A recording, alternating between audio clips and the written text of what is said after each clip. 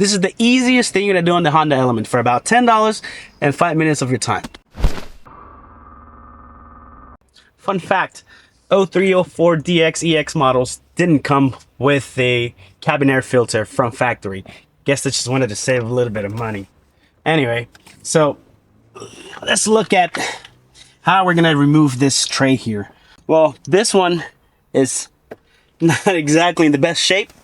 So just undo these clips on the side, like so.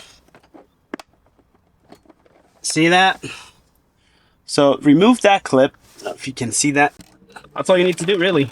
And all that crap will just happen on the floor. And you have access to your filter location. You're gonna see a slot with a tab. Push on that tab in order to remove the slot. Wiggle the tray around a little bit till you get it out. Look at all the debris that gets trapped inside the filter. I don't think you want to be breathing that stuff in. I'll leave a link down below for you to get some new filters. Don't forget you have one more filter in there, so just slide it to your left and pull it right out. One thing you should definitely do is check for debris inside the housing itself. What I did was turn on the blower motor just to get any debris out of there.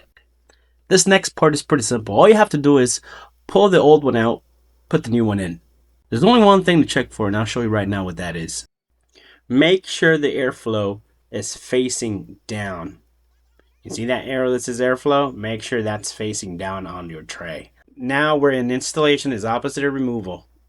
So grab that first filter, slide it to your right, grab that second filter, put it in, and don't forget about that slot. Lock it in place, you should be good to go. And that's it. Now you'll be able to breathe.